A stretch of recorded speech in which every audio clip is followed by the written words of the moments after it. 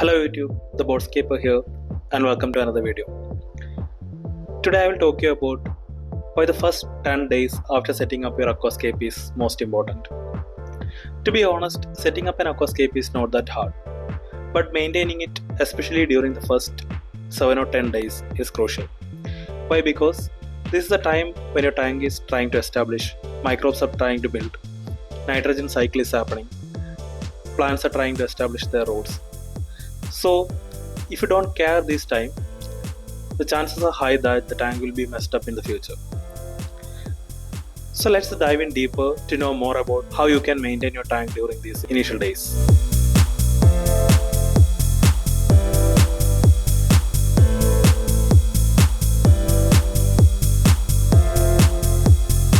The first week is very important because that is the time when your plants are trying to establish their roots. The microbes are building themselves. The nitrogen cycle is starting happening. So during these days, there's a high chance that the ammonia spike may happen in your tank. So during the first 7 days, high care and maintenance is essential. If you do it properly, then maybe after a month or so, the tank will be established and you can sit back and relax and enjoy your tank without worrying about too much maintaining.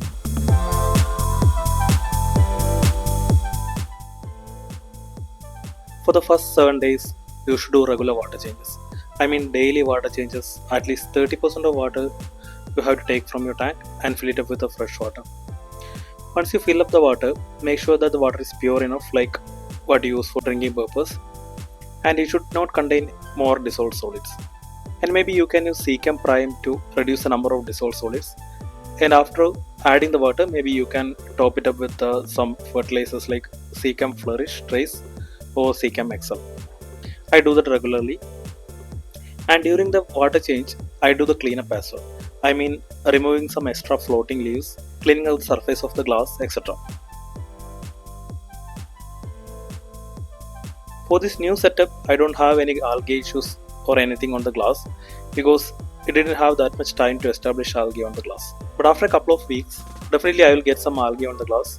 That time I will be removing that as well. If I check my older tank, you can see here on the glass there are some hot algae. So when I do water changes, I try to remove them as well. And there are some Vallisneria trying to run near the edges of the tank, which I don't want them to be. So I'll be trying to remove them as well in the next water change. Apart from that, the tank is looking good. It doesn't have much algae issue at present. A little bit spot algae here and there, but that is fine. And plants are also very lush and fishes are also doing good. I can actually show you like what ammonia levels are present in my tanks because this is a new setup. This has been only 1 week since the setup, so most probably the ammonia content in the water will be very high compared to the other tank, which was very established like more than 2 months old. So I got an ammonia testing kit from API, so I'll be showing how I test the ammonia level on both tanks, like new setup and the established one.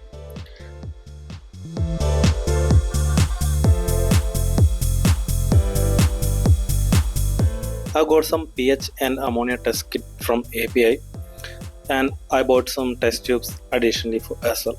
So we have the marking label as well.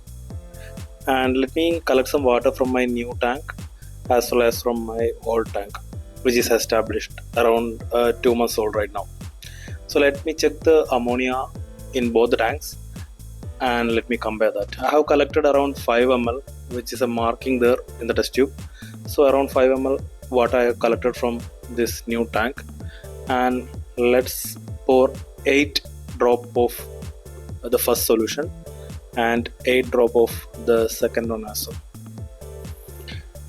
So after this we need to shake it properly and then wait for 5 minutes. And similarly let me do this for my other test tube as well, and let's see after 5 minutes what happens. So after 5 minutes you can see that the first test tube which I collected from the new tank is showing green color. On the other hand, the established tank is having yellow color. This means that the ammonia content in the new tank is way higher than the old tank. It should be ideally yellow. We can actually check the color using this label marking, and as you can see it is around 1, I guess, and for the old tank it is almost 0, so that is perfect. So as we can see, the newly set up tank will have high ammonia level compared to the established one. That's why I emphasize that regular water changes on each day during the first week is very important for a new tank. That will give a very healthy plant growth, and the fishes will also be happy because of this.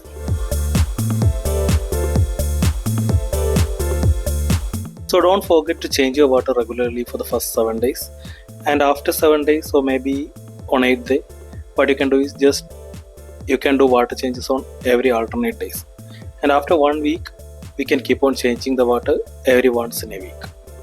Okay, so we have covered the first and very important point after setting up the new tank, that is regular water changes.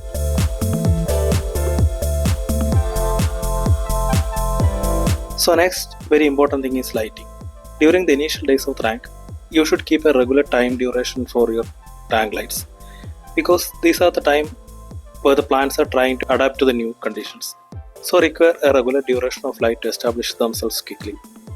So what I recommend is stick with the 5 to 6 hours of daily lighting, and if you find like your plants are not growing good, then you can maybe slowly increase the time to 6 or 7 hours.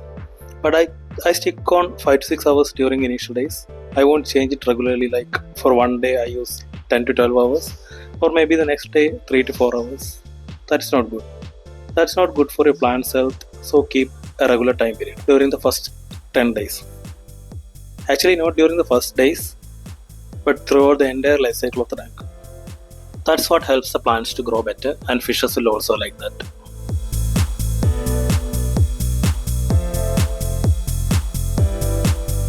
So in order to set the lighting to this strict duration, what I do is I set up a light timer, and I set it up to be on 8 am and to go off on 3 pm.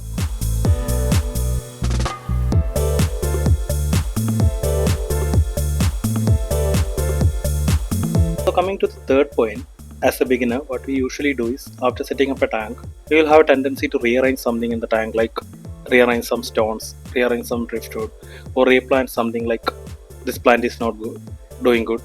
I have to change this plant. I have to replant it from here to there. Usually we have the tendency like that. I also had the tendency, so don't do that, or do it very minimum, because that will disturb your tank and that will disturb your soil as well, which will cause a lot of nutrients to be available in the water.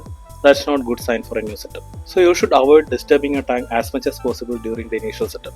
And the next thing is adding the fishes. So after waiting for 7 to 8 days, maybe if you think your tank is doing good, like there is no plant issues, but most of the plants are doing good, then you can try considering adding some algae eating fishes for the first, and then if they are also doing good, then you can consider adding some mainland fish.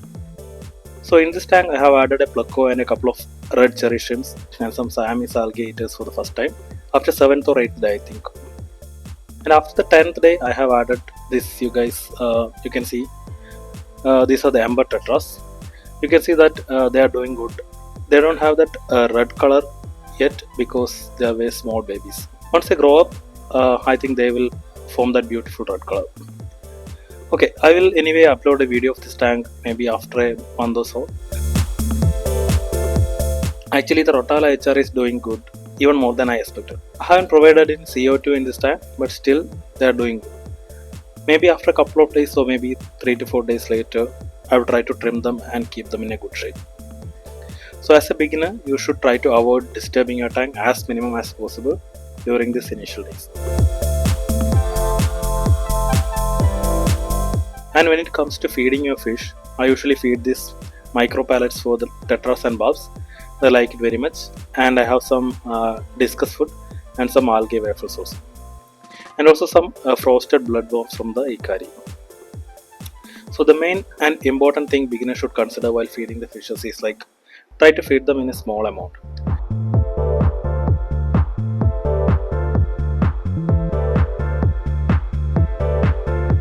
When you are a beginner, you will have the tendency to feed them higher amount because they'll be always trying to eat as much as you provide.